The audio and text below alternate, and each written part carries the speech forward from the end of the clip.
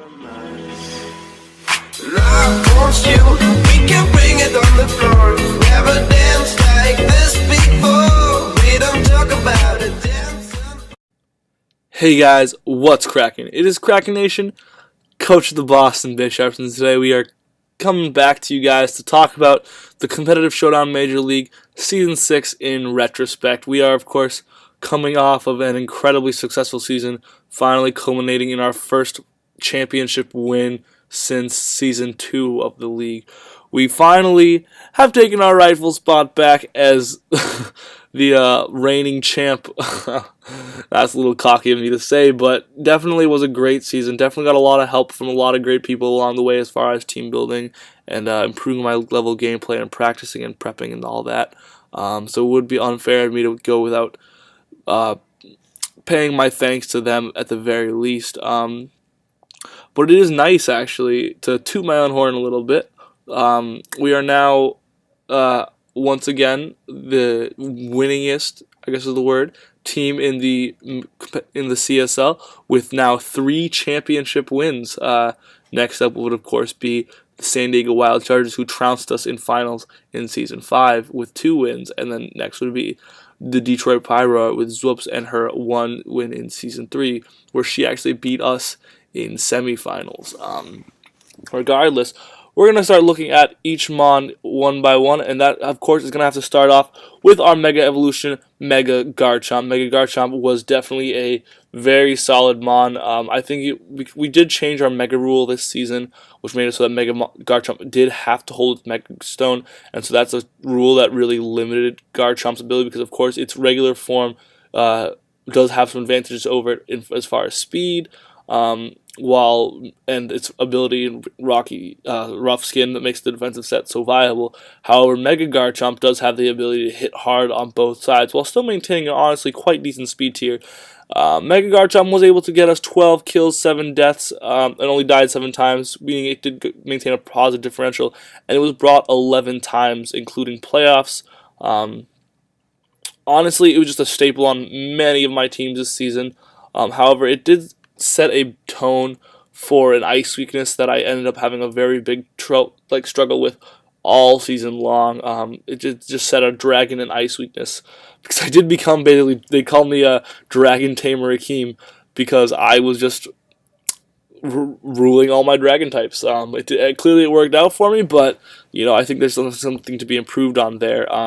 Regardless, Mega Garchomp was a great mod. I think it really embodied what I was going for with my draft, which was I'm gonna have Pokemon that could hit you on the physical side. They could hit you on the special side. You gotta guess which one I'm gonna go for. And if you guess wrong, well, I'm gonna be punishing you for it. And so Garchomp, of course, is that definition of role because, of course, that 170 attack stat is absolutely monstrous. But what people sleep on is that 120 special attack stat with a modest nature still hits like 370 or something, which is absolutely nuts still. And so it can drop a hard Draco, and then if I want, still Earthquake you, So ultimately, I'm going to give Garchomp the rating of 7 out of 10 for its reliability with bulk, its ability to hit hard on either side. However, lack of being able to hold an item and 4 times ice weakness that it contributed to on my team, which I had a hard time patching up, are all going to be reasons why I ultimately couldn't give it a perfect score. However, 7 out of 10 is a great score nonetheless. Next up, we're going to be looking at Victini, and Victini was definitely fantastic this season. I liked Victini a lot last season, but I wasn't even sure if I wanted to franchise it. However, I did end up franchising it as of my draft pick spot ended up working out. Regardless, Victini didn't really fit on my draft last season. My draft was very defensive last season, and Victini just had a hard time because it is such an offensive Pokemon. However, this season I think I drafted this team that fit Victini a lot better, and Victini again is that same idea as Garchomp, Mega Garchomp, where I could hit you on physical or special side. Victini's a lot better at it than Garchomp is, honestly. You really don't know where Garchomp is going to hit you from. Where Victini's going to hit you from, because I could run a physical and special set. Arguably, both are equally viable in their own right. And I also think I learned how to use Victini a lot better this season. I really managed to make some use. I made a really nice workup set that ended up getting a sweep off this season. I ran a reversal Victini that kept me alive in playoffs at one point. So it like allowed me to clean up a game once it was on like 4% health, bopping at like 250 base power. Reversals from a Scarf Victini was just a lot of Pokemon couldn't handle that. So ultimately, Victini this season went 15 kills and 5 deaths and was brought the same amount of times as Garchomp, which is 11, which is quite impressive and easily puts it statistically at the top of my team. And it speaks to the volumes about just how effective it was every time it came to the battle. I'm going to give Victini the rating 9 out of 10. I think now that Victini had team support that it needed, it was just phenomenal. However, my team did have a lot of time have a hard time with the fact that Victini would get worn down very, very quickly switching into rocks. Not that either of my rockers was necessarily bad, but Tentacruel was oftentimes very disappointing, and Avalugg was very passive, so I had a hard time as far as hazard clearing for Victini a lot of the time went. And so I think that was kind of one place where it went wrong. And of course, Victini isn't perfect. I mean, one big problem that Victini has is that its speed tier lets get outsped by a lot of Scarfers. It's got a pretty crappy defensive typing. So there are definitely things that can take advantage of it. I think Victini is able to do what it does very well, but you have to be conscious of its weaknesses. And I think over the past 2 seasons of having Victini, I was able to really learn about that, which is why I think I was able to use it so much more effectively this season than I did last season. It was really awesome. It's awesome to see like in myself like the amount of growth I've had with Victini now, like as far as how I learned how to play with it and prep with it. But next up, we're gonna have Thundurus, and Thundurus is the third Pokemon.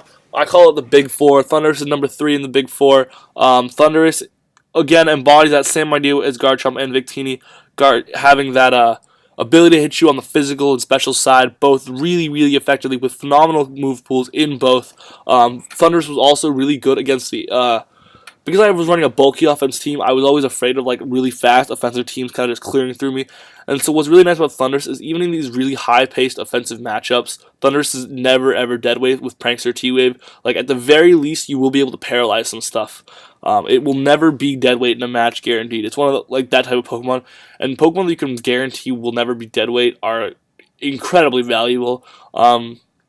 Also, Axe to Volt Switch and U-Turn was both incredibly useful. So Thundurus was able to go 10 kills, 7 deaths, and it was brought 12 times. So it actually ended up being my most brought Pokemon. And I think that's with good reason. It's just because, like I said, there are matches where even these super valuable Pokemon like Victini and Garchomp find themselves unable to do anything. But there is not a single matchup that you can bring Thundurus to that will do nothing. That's just like this really interesting thing about it. Like Prankster T-Wave is just that valuable. Whether you're playing if you're playing against a defensive team, this thing can run immense wall breaking power. If you're running it against a offensive team, Thunder Wave can really slow that down. And my Pokemon such as Garchomp and Victini, which have power but can be a little slower, can help slow them down. It also does offer my team some incredibly valuable speed controls. 111 is a really great speed tier to be at. Ultimately, I'm going to give it the same rating as 7 out of 10, which puts it right on level with Garchomp. I honestly would say that this thing might have been a little better than Garchomp just because of what it offered to me as far as being able to reliably do something every match. However, what really held me back was because it again promoted my ice weakness and also promoted a rock weakness similar to Victini that I couldn't really patch, which is what keeps it down to only a 7. It was just the fact that like while it was so good offensively and was never dead weight, it was just I had a hard time supporting it as well as it could have been. So I think on a slightly different team, this Mon could have really excelled. It's definitely one of the top Pokemon in draft format in my opinion, and it's definitely something I look forward to maybe getting to use again in the future. I don't know. We won't be having franchises into Season 7. It doesn't look like, just based on how the league is working. So, yeah. Next up, we've got Tentacruel, and Tentacruel was like, honestly, as you can see by the kills, death, and brought total, it just ended up not doing a whole lot for me this season. I really wanted Empoleon originally in this slot, and you can quickly see how Empoleon and Tentacruel fill very similar roles, especially bulky, especially offensive potentially. Both Pokemon are hazard clearers, both Pokemon are potential fairy answers. However, Tentacruel was the inferior Pokemon to Empoleon in the end because Tentacruel, while Rapid Spin was really nice to have my team in a higher tier spot, and I do stand by that policy that you should try to draft some higher tier defoggers and hazard clearers in general because you don't want to be scraping the bottom of your barrel every week to bring hazard clearing. Unfortunately, this thing just ended up not working at all. And I don't really know what I did wrong as far as using it, but it really just didn't work out. Every time I brought it in, I feel like I was like losing momentum in my game, and because I was playing a more offensive style this season, which I do feel worked out a lot better for me than previously playing more defensive styles. Tentacle just really wasn't able to keep up with that, and I was surprised because it does have a great speed stat, a pretty good offensive move pool, and while its 80 special attack is kind of underwhelming, it does hit fairly hard if I run like a life orb set or like some kind of offensive investment, which I did quite a few times with it. So it ended up not being able to come to as many games, and I think actually Avalug, which my other Hazard Clear, ended up literally coming to more games. Nope, I take that back. It did not come to more games, but it did come to quite a few games. So I don't know. So ultimately, I'm going to give Tentacruel a rating of 3 out of 10 because it did what it needed to do sometimes. But overall, I just feel like every time I brought it, it was just taking up a spot on my team that could have been better used on something else had I been able to put hazard clearing elsewhere. So that's something I'm going to have to really think about fixing in the future. Next up, we have Gudra, and Gudra is really great. It went 8 kills, 5 deaths, and was brought 7 times. Gudra was traded for Arcanine early on in the season. I was always planning on having Gudra, and this plan had been prearranged, honestly, but Gudra was really, really nice at what it does because it just is this great special tank. However, again, it does promote that ice weakness on my team, which was something, and a dragon weakness on my team, which are really becoming problems. As you can see, like a recurrent theme on my team that many players tried to exploit. However, Gudra was just super reliable special wall, so I stand by like what it does wholeheartedly. It just did a really great job of what I needed to do, which tank special hits and hit back physically or especially hard. Again, Gudra can hit hard and on either side, so I definitely want to give this thing a good rating of 6 out of 10 because while its offenses can be underwhelming at times, it does what it needs to do and it does so reliably. Next up, we have Meloetta, and Meloetta was huge for me this season with 13 kills, 5 deaths, and it was brought 12 times. Meloetta is just incredible as a C-tier pick.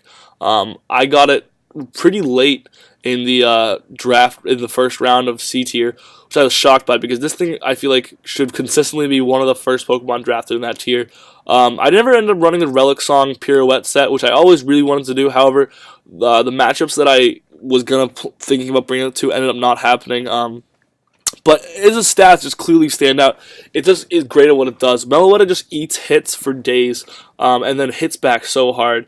It's got a 90 speed stat, which people sleep on the fact that it can be really quite fast.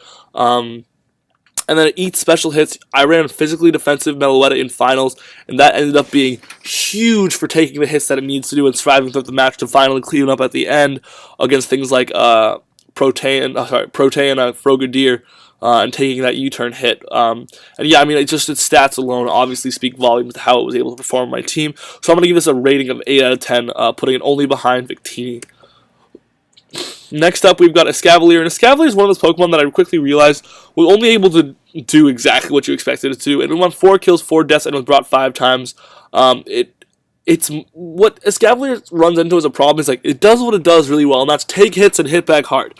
That's fair. But however, it does literally nothing else, even as far as what it hits. Like, you have Knockoff or Pursuit, Iron Head, Mega Horn, Drill Run. That's every set.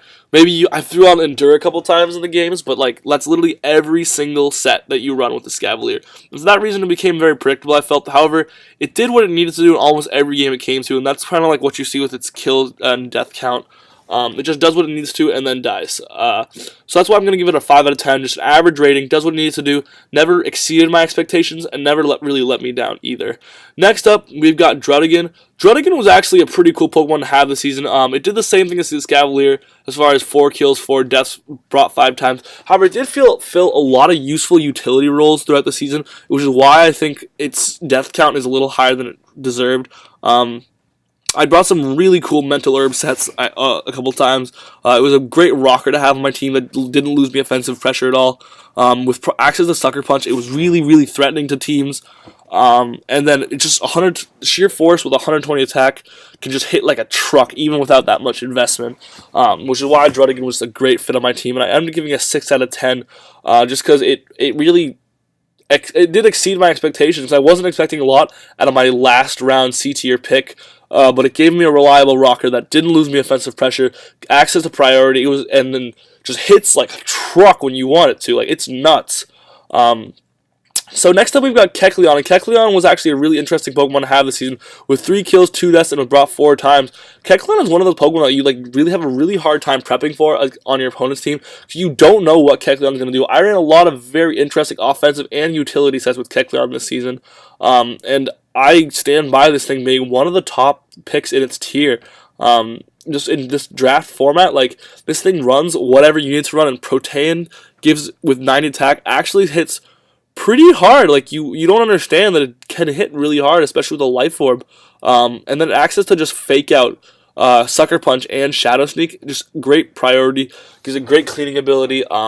Even with its slow speed, it does have great Spadef, so it can take hits on that side. So I'm going to give Kecleon a 5 out of 10, because while it did exceed my expectations, it can't do too well as an E-tier picks, and as you see, it did get brought to a whole lot of games.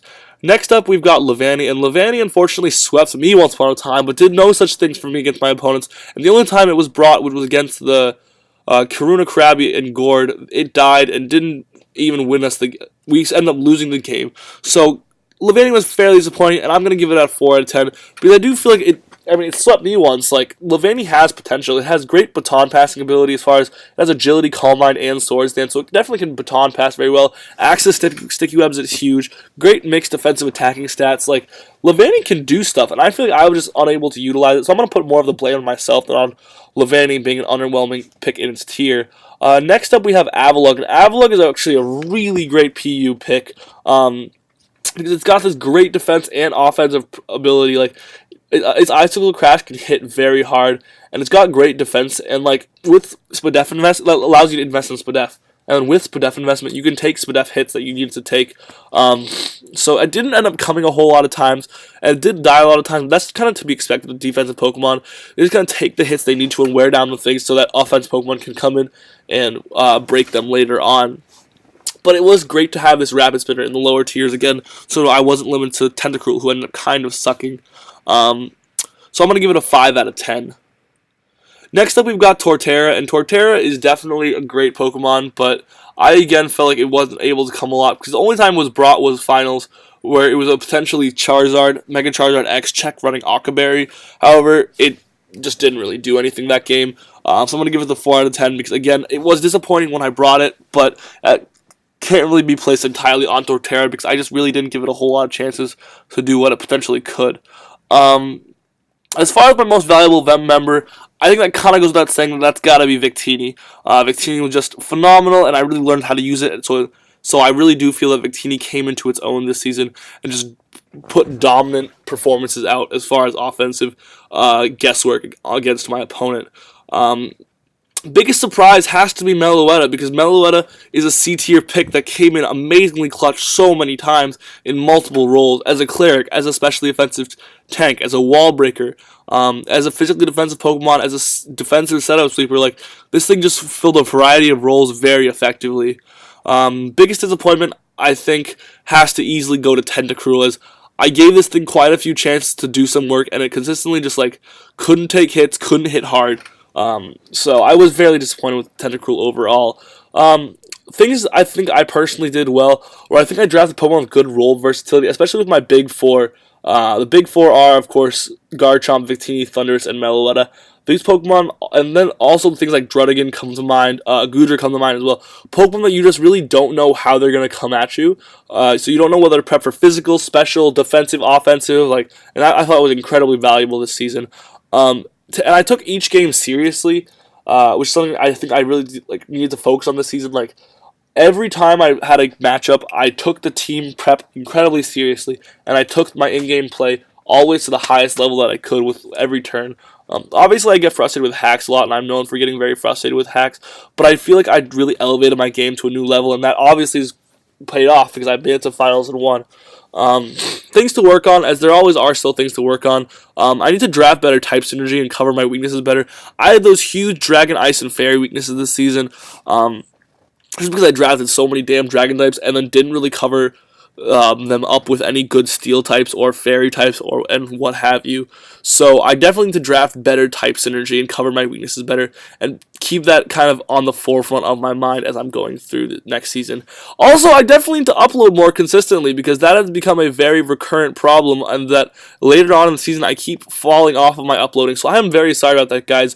I will try to do better and not just upload the finals game after like 2 months of not uploading. So guys, that was the season with the Boston Bisharps. I'm very excited to see what season 7 holds, as now as the reigning champs have something to prove and stay on top, hopefully. Regardless, I hope you guys enjoyed the video, and I look forward to seeing what the future holds. See you guys later.